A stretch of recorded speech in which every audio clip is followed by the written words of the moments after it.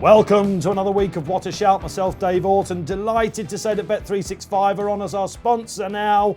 You're going to see all sorts of logos about the place. I might draw the line at being a Potters fan, but delighted to have him on board. Delighted to also have Paul Kealy back in the studio. All previewed out? Yeah, very much so. Did two yesterday. Very, very boozy ones. Hard work. But you've got a couple of pearls for us, no doubt. Oh, God, yeah, plenty. If I can remember it all. And Charlie Post is here. Now, Charlie, you're becoming a regular member of the team, aren't you? I know, I still haven't got that swipe card to actually get in though. I still have to get escorted into the building. You're going to have to go to Depot and change your name to Racing, I think. That'll have to work, won't it? Could be on, yeah. It's good to have you, Charlie. All right, so listen, these cards you'll be delighted to know. Literally going to throw them away. It's all about improvisation, chaps. We want to look at the obscurities, I think. It's just around the corner now. We'll be getting an app from Cheltenham, maybe some multiples as well from the boys. Maybe some each-way thievery going on. No Sandown. Let's just start on that this weekend. We lost the Friday. Paul, you're very close to Sandown, aren't you? Yeah. Never a chance? The thought was that they were abandoning Friday to save Saturday, but they weren't expecting it to rain all day, and that's what it did. I mean, it was just hammering down all day long. And we pretty much knew last night there wasn't going to be a chance. There's no surprise whatsoever that they didn't even bother waiting till 12 for the inspection. There was never any chance. It's a weird weekend anyway, isn't it? The weekend before Cheltenham. We usually rely on the Imperial Cup. We've got Wolverhampton, we've got Ayr, we've got Hereford. It's a big day at Hereford, we should say. But you're going to be a bit nervous having a bet on it, with the Cheltenham Bank and things like that, Yeah, no, I'm going to leave it in the pocket, I think. I'm not sure I believe that totally. No, I don't know. I think I'm going to. His eyes are telling lies about that, I think. All right, fair enough. Charlie, was there anything you were looking forward to seeing from Sandown at all? I mean, the bonus hunters now, of course, they've missed their opportunity, haven't they? McFabulous was the obvious one, the Imperial Cup, as in it would have been very interesting to see him out there, yeah.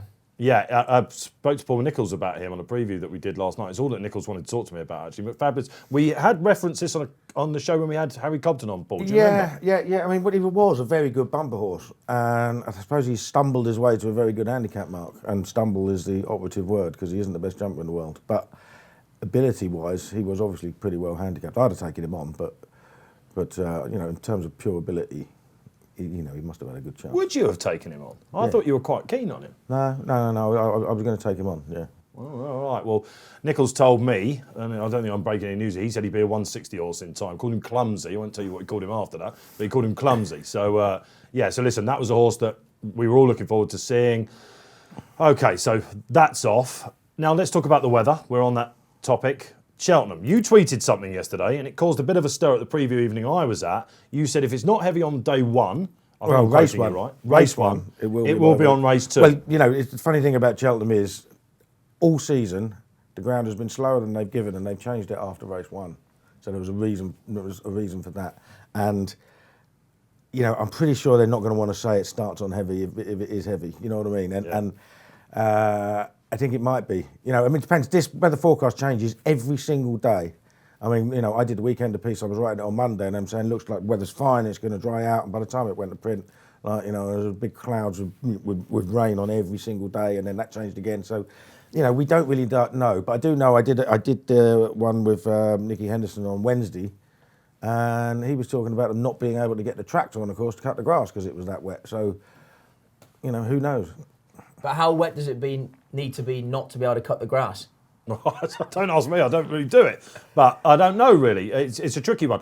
Ollie Murphy, for example, who told us he lived near Cheltenham, I told that to you off air. Well, when you say near, it's a strong 45 minutes if you're driving at breakneck speed. So he was talking about Doomsday last night. So, we'll see what we get. But Monday doesn't look too clever, does it? It doesn't look too clever at the moment. But again, we're talking on a Friday. That's too long for weather forecasters, even in 2020. You know what I mean? They just can't tell that much. I think there's not a chance, though, they're going to give it as heavy before the first race. No way. There's the first big call. Time for the hot topic then, and first hot topic about What a Shout is to let you know that from the Racing Post farm, each day and each morning, you're going to see What a Shout. Kills, you'll be there. I'll be there. DJ will be there. Bruce Millington, they're going to be giving you the tipping show every single morning from the farm. You heard that right, Bet365 will be giving us all sorts of offers there as well. Hot topic time then. Now, I was on a preview show last night. He said it all along, in fairness to him, but Gordon Elliott was quite serious, we think. He's quite mischievous, Gordon, isn't he? But we've got a feeling that if it is Doomsday on Monday and it turns up, the professionals think it's riding heavy in the Supreme, Envoy Allen on Sunday will have defected that way. Now that is pretty seismic, Paul, isn't it? It is. To be honest, I've always said that's what I think he should do anyway, because I didn't think he looked the strongest stayer when he ran at Nace over 2.5, and that was in, that wasn't in really, really bad ground. And I think a real soft ground 2 mile 5 at this stage of his life, you've got to remember he's by a miler. At this stage of his life, it might not be his correct trip, and so I think he'll end up running there, and that means all sorts for different horses, because some will come back from the Albert Bartlett to run in the Ballymore. And obviously it's a seismic change in the market, because he's going to be favourite whatever race he runs in. Shishkin has been as low as 9 to 4 in recent weeks. I think he's already back out to 3s. He'll be bigger than that on the day. So yeah, it's a big deal. Could we see Asterion Forlange going to the Ballymore, for example, if it's really testing? Some people were punting that out last night. Time Hill coming back from. So it's about chess pieces now, isn't it? It's just really tricky. So many people concentrate on Cheltenham from the start of the season. Anti-post this, a lot of them fall by the wayside. You're absolutely one of those people. Have you got some that are now coming back into play? Well, yeah, I mean, the Asterion Forlange is interesting because, the thought was with me, because they've got the same owners have got the big getaway in the Ballymore. And I thought the thought was, well, we might as well have 2 goes at the Supreme rather than 2 goes at Envoyal and what's it. So maybe they will have 2 goes at the Ballymore instead. You don't know. I mean, Willie Mullins will tell you one thing one day and he'll change his mind the next. Yes. I mean, every trainer's perfectly entitled to change their mind. I would say as long as they don't tell us we're definitely going there. You know what I mean? But now we're that close. It's all non-run and no bet anyway. So it doesn't matter. They can do what they want. And he's got loads of horses. There are other ones like Allaho's in the RSA. Oh. Most people think he should go to the Marsh. He is insistent at the moment. He goes to the RSA. There's 4 heats coming over, and until those final decks are made, you don't really know. Yeah, Allaho, it does look like he's RSA bound, doesn't it? From a jockey's perspective, Charlie, if you're hearing this and how much input would you have had on that? Would you be saying, "Look, boss, we've got to go here," or to this owner, I'm desperate for this? You think you've got a leading chance in one race, and then you're thinking, "Hang on a minute, I've now gone to a 4th favourite in another." I think for sure Davy Russell is going to have major input about Envoy Allen. I mean, it'd be ridiculous to think that he isn't. I mean, he's a master around Cheltenham, multiple festival winning jockey. He knows how the track rides better than anyone, and I'd have said he's going to have a huge say in what goes on there. I'm on the big breakaway. That's one of my anti-post, successes. When I heard that last night, I'm like, happy days. Yeah, I'm in here. Exactly, yeah. Because the Ballymore becomes. And I'm not so happy because I'm on Shishkin. And I still fancy Shishkin to win, but you'd rather not have him in there, wouldn't you? Simple as that. I mean, with regard to the Albert Bartlett back to the Ballymore, obviously that has probably, because you're different tracks, of course.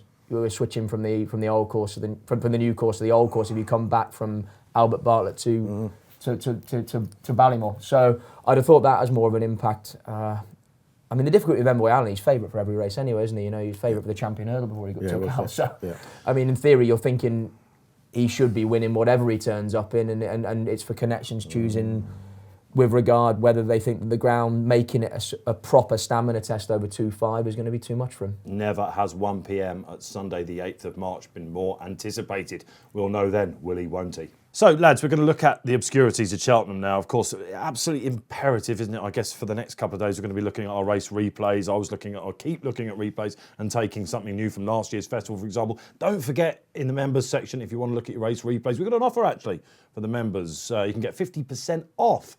You just put in the code CHEL50 if you're new. I think it's £17, something like that. Big offer there from the Racing Post. But I want to talk about some obscurities now of the Cheltenham Post and some multiples perhaps. I've got an each-way thievery bet I keep looking at. Easyland and Chacun Pour Soi. I think that is absolutely nailed on. Each-way thievery, you've got a bit of you're not an each-way thievery. thievery. I'm not really, I can understand that, you can get almost a free bet for the double and you're going to get your money back. I like betting at bigger prices. If you want each-way thievery, I'd say Chacun and Min. I mean, Min is 3-1. How does that possibly finish out the fray? And we're talking about chess pieces being moved. Could A Plus Tard, if it's really heavy, still that's go what to That's what they were talking about. I mean, it's actually a single-figure price. For the champion chase, which is a bit hard to believe given the strength of the top 3, but he's obviously a decent enough horse. They do worry whether he'll truly stay 2 mile 5 if it's really deep. I got another one to chuck in. Brewing Up a Storm, Copperhead. Nice, solid. Ollie Murphy was really positive about Brewing Up. So you like Brewing, don't you? We were talking yesterday, and the worry with Brewing Up a Storm is he takes time to warm up. And it's just a wonder whether he'll. I mean, they're going to go fast anyway, so he's going to be behind. But will he be too far behind? Agree, but I mean, the Arkle you get stay and chase of the future that run very well in an Arkle. If he can, the worry for me is he only had 2 runs over fences and we've not seen him for a while. Sure. Yeah. But they say he's flying at home. Say he's scored very, very well in recent weeks. If he can keep tabs. He's also 4th in the Ballymore last year. I think he's going to be coming home better than anything. And this is a race that I think is primed for a pace collapse. Like there's so much speed in the race. And if they go hard and he is able to get into rhythm, I think he's going to be coming home better than anything personally. Yeah, he is keen on him. I think historically he ticks a lot of boxes. Doesn't he? What about his bumper favourite? Appreciate it. Is this one that you're looking to get? Well, it's funny. I looked to get it at Leopardstown. Funny enough, all the talk when I was there was this: Willie Mullins doesn't have a bumper horse if Appreciate doesn't win it because nothing can live with this horse at home. But, and I did what I normally do with gossip. I laid it straight away, and then of course it absolutely bolted up.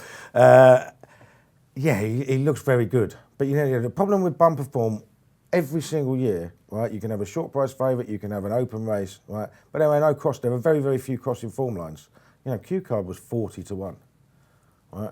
And he was way the best horse, wasn't he? Yeah. You know what I mean? And you don't know. I mean, you simply don't know. I can't remember what price Dungwib was, but he wasn't really short, was he?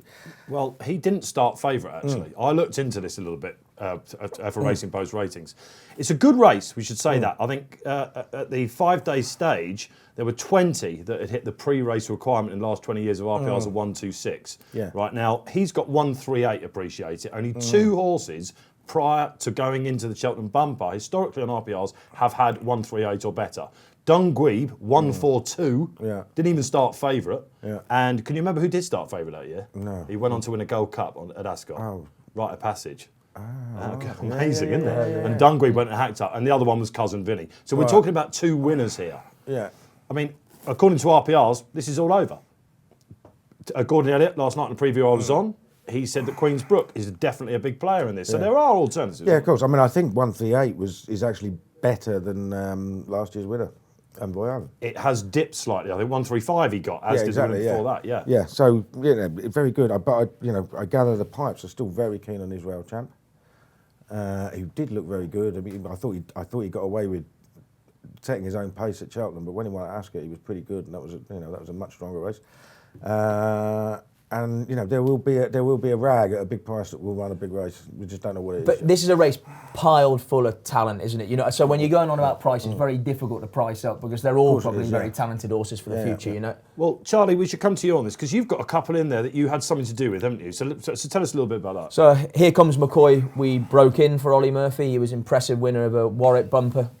He may be a bit light on experience, but he's mentally, I think Ollie's a bit worried about that. Yeah, as in whether this is a little bit too much too soon for him. And the other one is Third Time Lucky, who we bought, broke in, producer on the point to point. Actually, I mean, doesn't say a lot for us. We managed to get him beaten a point to point, but that's another story.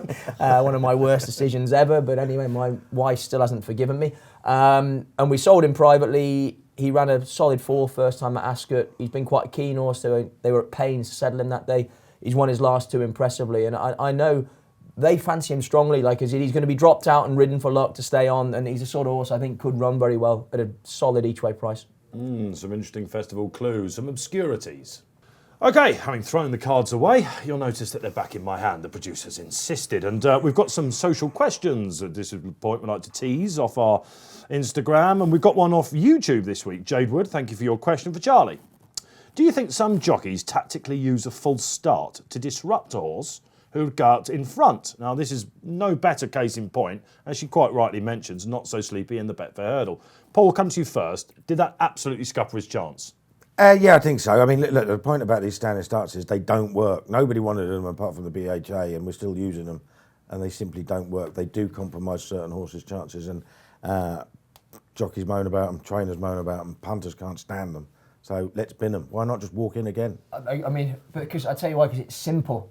That makes sense. Yeah. Let's not do that. Let's make it Yeah. like a pain in the backside, because there's no benefit to a standing start. So coming back to the question, okay, when you were involved in a standing start, did you think, aye, this guy's going to now all of a sudden be totally compromised? There's issues. There's no doubt. If you've got a horse that might plant, you're going to be pushing to take another turn, aren't you, or something like that, if you think people are rushing in. that's I don't think it's just gamesmanship, isn't it? I Not against the rules, The though. issue with rushing the tape now is, of course, you take on the risk of being fined or banned, as you can do. But at the same time, if you've got a hot favourite like Not So Sleepy and you think it's going to be to your advantage, a 2-day ban, it's not really the end of the world. You can move a day. So it's not beyond the realms of possibility. Now you're in the Racing Post family, Charlie Post family, I should say. It's going to be called the Charlie Post soon, isn't it? What rules, were there any rules that you like to play about with a little bit? Or? I don't know if it's particularly. I mean, another one that's always like a point of like discussion is the running down obstacles going to the last, if you know what I mean. People that use it to. And there's no doubt, again, when you're trying to put a horse right, which in theory there's no risk of any repercussion by being hampering someone going to the last obstacle. So if you've got a race in the bag or you think someone's challenging and you know your horse wants to run down slightly left, well, you're going to manoeuvre yourself slightly right and let him sort of like, certainly if it's down the inside on a left-handed track. We saw that at Cheltenham, didn't we, of course, a protectorate. The Fergal O'Brien horse, whose name escapes me, but that, of course, was a big talking point, wasn't it? Yeah. Don't forget, of course, the Supreme Cheltenham Festival started with a standing start last year. I got that from a replay that I checked out. I'd completely forgotten about that. We don't want to be seeing that again. No standing starts, please. Right then, race previews, not from the weekend. No, Sandown's gone. We are going to look at a race preview from the Cheltenham Festival. And Charlie Post, we gave you your pick. I've sort of picked the bumper already as an obscurity. National Hunt Chase. Don't forget to check out the market with Bet365. The prices are out and there is a hot pot. For me, I'd love to take Carefully Selected on. I think his jumping is slovenly. I think he's prone to making mistakes, especially, in Ireland we've seen it, and slowly run, stay in chases. And I just worry about him with the undulating track at Cheltenham and the relentless tempo that's probably going to be in the National Hunt Chase. And I just wondered if Paul has a view if there's enough strength and depth in the race to take him on. Yeah, I mean, the point about it is, I mean, you shouldn't say this, but you're almost like, I want to get him on the deck here. Like, you know what I mean? Because you think he's going to make mistakes and, jockey will fall off, horse will fall, whatever. So it's probably, in terms of talent, it's probably the best by a fair way. But I mean, if you keep belting fences, it ain't going to do you any good. You aren't going to run to your best. I mean, we saw that with a horse like I mentioned later on, funny enough, that if you just keep making mistakes, you're not going to run to your best. So I don't think he's going to run to his best. I think you're right. I actually think the one to beat him, and Derek O'Connor was picked up the ride, is the thing that was second to him last time, Falls of Milan. Now, if you look at him, he is just out and out stamina. Ex-John Joe. Ex-John Joe. He actually went off third favourite for Delta Works Pertemps a couple of years ago.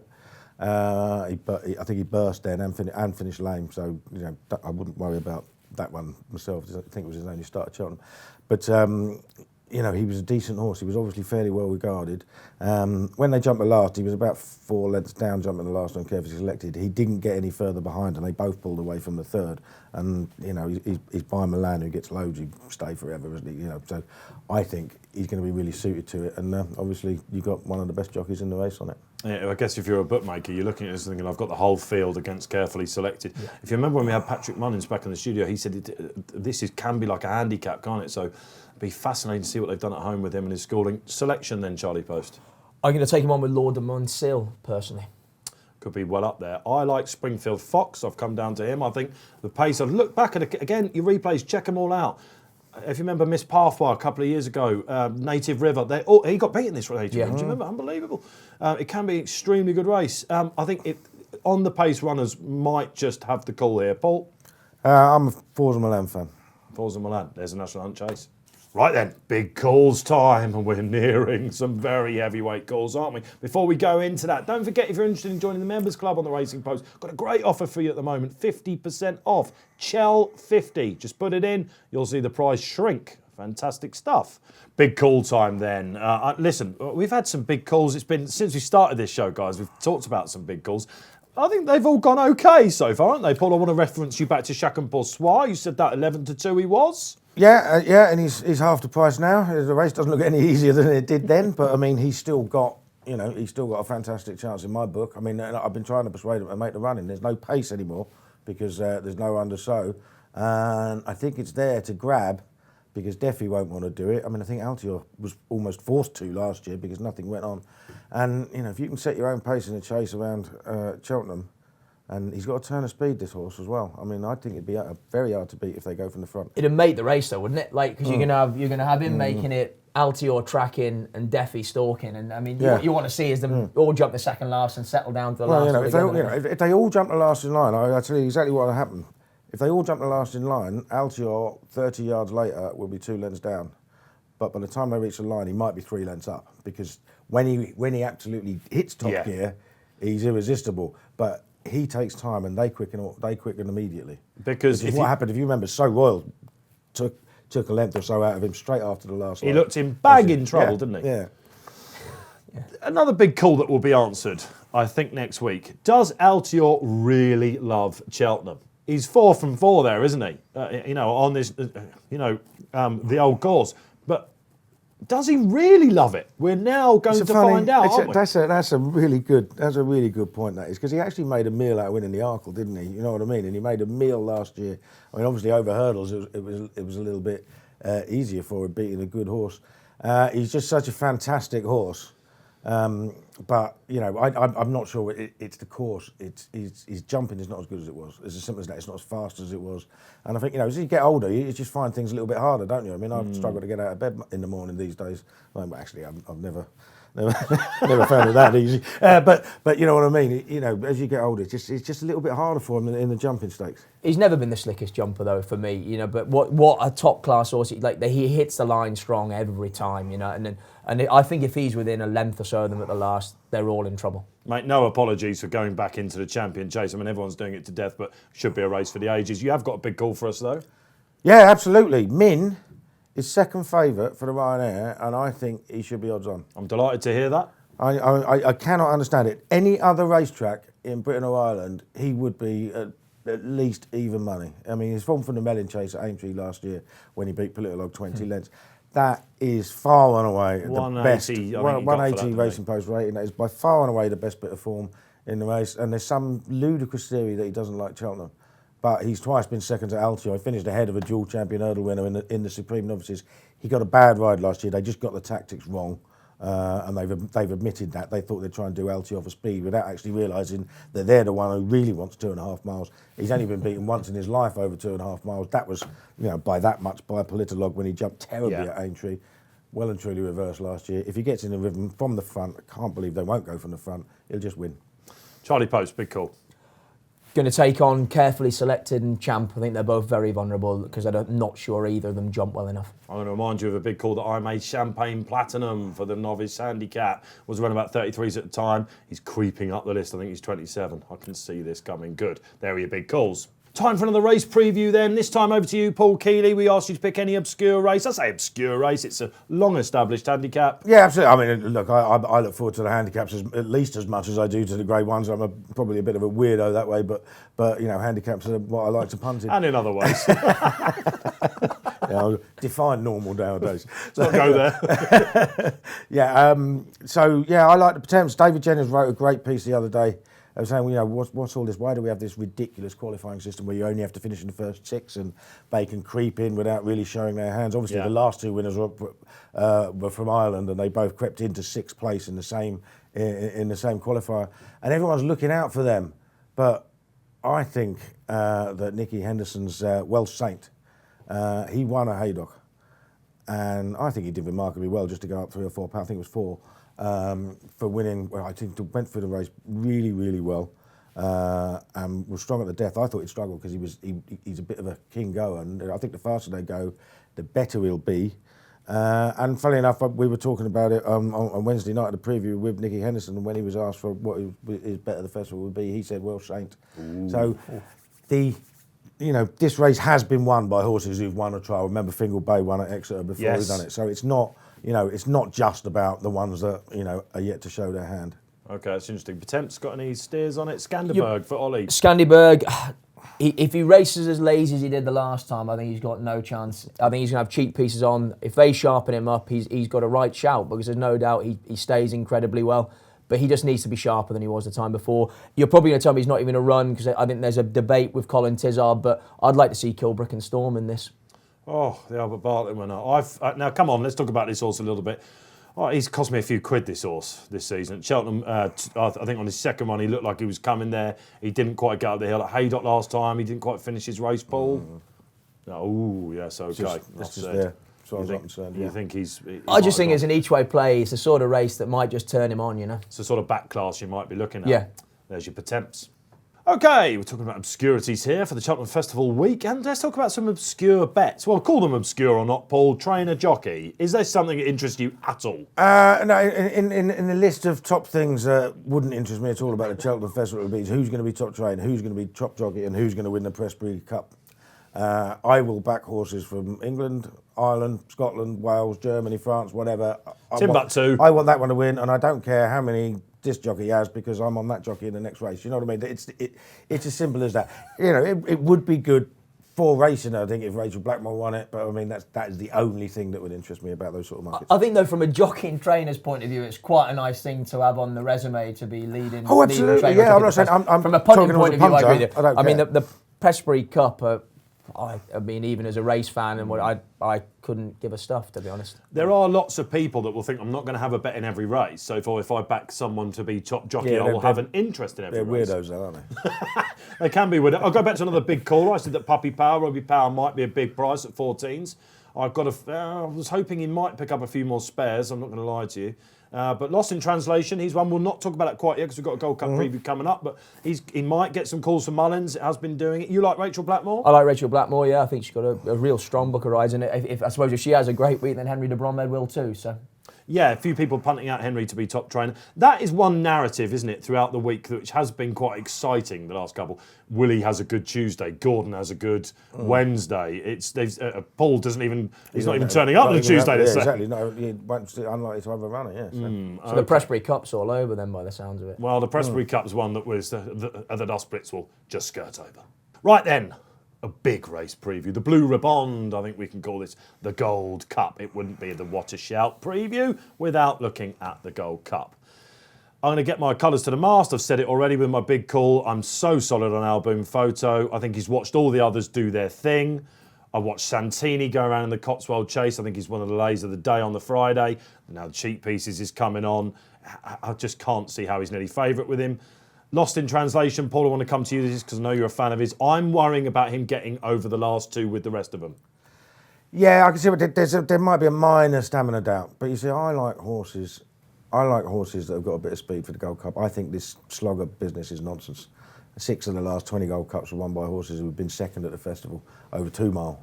2 more were won by Courto Star, who won 2 Tingle Creeks.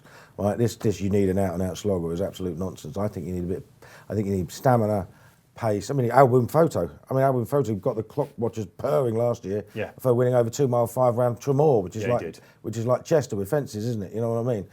It's a really tight. Tad more undulated, but I know what you mean. You know You're what I right. mean? It is It's a tight. dish. Yeah. I hope they don't ever track. have chasing around Chester. Well, there'd be a lot of jockeys That's retiring. been mooted before. But yeah, I mean, it's a tight track. So he stayed really well, but he had speed as well. And it's speed, the ability to travel. I mean, that's what will get Santini, because he'll be on the back foot for a lot of the way. He might stay, but I think he'll be on the back foot for a lot of the way. So I like a horse. He might not get home, especially if it's absolutely bottomless ground. But when he won at Carlisle, when he won at Aintree last year, he jumped well. When he went soft ground at Aintree last year, and he stayed perfectly well then. Is he really best fresh? That's something that I looked at. Yeah, see, he tends to take it. I mean, Carlisle. I thought that was a bit of nonsense, but I just think it's how you train horses. Is it ideal? It's the worst prep for a Gold Cup. Sorry, Charlie. Can that horse win a Gold Cup with a P next to his name? Most people would say no. All I would say is that he wasn't that far behind turning home, and the jockey just gave up. And Imperial Commander's 2 runs in the King George were probably worse than his P, and he went and won the Ryanair, and he went and won a Gold Cup. What's the last horse that pulled up on his prep run for the Gold Cup? Then? Oh, I can't. It's very difficult to remember, isn't it? I think Called On, I think I got told. Okay, there you go. There's a bit there. All the people can hear them clicking on the keyboards now, finding out, or calling you out on Twitter. If you had to ride one, this is come on. You've been asked this 100 times throughout all the run up to it. Now we're here. Now you've seen the weather. Now you've seen what the field's looking like. Now you've seen the market. Yeah, the most alarming thing is, Dave, I think I'm going to agree with you, and we're both hopping on board Album Photo. I think he looks like he jumps better this time round, a more finished article, and he's had a very, very good prep for it. So I think it's very difficult to shy away from him. He's obviously got a good chance, but I will just say that this race almost always goes to a second season chaser, and the horses Albion Photo beat last year were all having their second or third runs in the Gold Cup. All the main players didn't run to their form, I don't think. So I don't know how strong that form is. I think you can knock Alboom on last year's run. Annabelle Fly hasn't beat a horse, has he? And Bristol Demai has seen the backside of Santini, and of course, Lost in Translation. Can we all agree before we get a selection that the biggest Marmite horse of the festival, love him or hate him, has got to be Santini, isn't it? Yeah, I think so. He's I very mean, short. I have loved him and hated him for the last 6 months. And for this, and I changed my mind. I went, after Sandown. I was already going into Sandown. I was not liking him, and then I really hated him. And then I thought, I'm quite impressed with that beating Bristol Demai at Cheltenham, and then I'm starting to sort of fall away again. If he's within a couple of lengths of them jumping the last, are you worried or not? Yeah, I'd say, because he is a very, very strong stayer. But I mean, it's whether he will be, whether his jumping will hold up, and whether he'll be able to hold his position in a big field. Because, when you jump in a big field and you make even a tiny mistake, something else gets in your place, doesn't it? You know what I mean? You can get shuffled back. Because he is a slogger, but he does have a bit of class. Like, he's been placed in Albert Bartlett, he's been placed in an RSA. If you like, do you know what I mean? Is it? He does have festival form. And all that. He's a but very good horse. I completely agree with you. I don't think he'll find enough rhythm to win a Gold Cup. Last Cotswold Chase winner to win the Gold Cup. Looks like trouble. Looks like trouble. No flies on Paul Kealy. He's also the last Gold Cup winner to have won a Gold Cup without ever previously having won at shorter than 2.5 miles. Wow, there you go. And Santini has not won at shorter than 2.5 miles. So there's your speed angle. Selections then, Paul. I'm sticking with Lost in Translation. I've always liked him. It's a bit more loyalty than confidence. That can happen, can't it? Absolutely. Charlie. Album photo. Album photo. One for Lost in Translation. There is your Gold Cup. Okay, best bet time. Slightly different stance on this. We're going to go best multiples for the Cheltenham Festival. Paul, you got lucky 15 for us. I have a lucky 15, yeah, and I'm sorry, Dave, because the first one's going to beat your fancy Champagne Platinum in the Novice Handicap Chase. That'll be Imperial Aura. I just think he will win. I think he's a very, very good horse. We'll start with him. I think Itchy Feet will take the world of beating in the Marsh Chase. I think he's a very, very good horse. Really impressed me the way he picked up after stumbling at the second last at Sandown. I think he's top class. I will go with Welsh Saint in the Pertemps. I think he'll go through it. I think he'll definitely finish in the frame. And the old slogger, especially if it is really soft, Ramsey Dettori can't finish out the frame in the Albert Bartlett. Every time a horse comes to him, he goes away again. Very, decent chaser and extremely tough. Yeah, I have to say, I'm coming around to Ramsey's as well. There's a lot of love out there for Ramsey Dettori in the Albert Bartlett. That's a life changer, isn't it? That one, everyone loves a life changer. Charlie Post. Brewing up a storm for great mate Ollie Murphy. I think he ticks a lot of boxes. Tick. Copperhead, I just love the coming through the handicap ranks, so that was mightily impressive on slow ground, the Ascot the last day. Min, again, for all the reasons Paul said before. And again, I'm going to chuck Ramses de Tully in there as well. I think if we have a lot of rain that ends up heavy ground, you want a horse that's hard as nails in the Albert Bartlett, and he ticks all those boxes. Another big price one. Okay, treble from me. Appreciate it in the bumper. Just come round to him. Think he's going to do it. Min in the Ryanair. And Manila Indo. Very, very strong on him in the RSA Chase. We haven't really spoken about him, but I think he has got an outstanding chance. There are your festival multiples. Time for the My Racing double then. The boys have had a look at the Cheltenham Festival at My Racing, and their double is Manila Indo in the RSA. And later on the Wednesday, Appreciate It in the bumper. Pays around about 10 to 1 on Bet365. Good luck to the lads at My Racing. Well, sadly, that's all we've got time for, lads. This is our last What a Shout before Cheltenham. We're finally here. My thanks to Paul Kealy. No problem. Have you got a rag for us, Paul? That's what I'm going to ask I got one that sort of ran, the lights sort of switched on in my head. Each way against Paisley Park, Ronald Pump. Funnily enough, he's been chasing, but mixing it. But the last 2 times he ran over hurdles, he won a 23-runner race at Fairyhouse, and then he finished second at Leopardstown in the 25-runner race. And if you look at the horses who were in the comment held up, he's finished second, giving £29 to the winner, and the next best one that was held up finished 18th out of the 25. He's come from off a real slow gallop, and he's probably a pretty tasty horse, and he might be the one. We're all looking for something to chase him home, and I think you can get something like 14 to 1 without. Yeah, Bet365 did the without favourites, of course, first 2 as well. So there was some love for him on the preview I was at as well. Thanks, Paul. Charlie Post, thank you very much for coming in. Pleasure. Giving us the usual. What are you looking forward to most? Do you have a rag for us? Something wacky? Yeah, Champagne Well in the Coral Cup. I mean, not a rag. I mean, he's 25 to 1. I think I like Ramses de Tully in the Albert Bartlett, and I think he just got outstayed by him at Doncaster the last day. And Fergal O'Brien's had an unbelievable year in his new yard, and this could just crown it. Final What a Shout then before the Cheltenham Festival. It's here, finally. Don't forget, every single morning from the Racing Post Farm, I think we call it that, What a Shout will be doing a tipping show. Bruce Millington, Dave Jennings and Paul Kealy will be giving you that. Leave us all your comments. We love to read that. YouTube, Facebook, Instagram, whatever you're looking at. Don't forget to download the free Racing Post app where you can bet with Bet365 on the App Store or the Play Store itself. And remember, whatever you do throughout the festival, bet responsibly.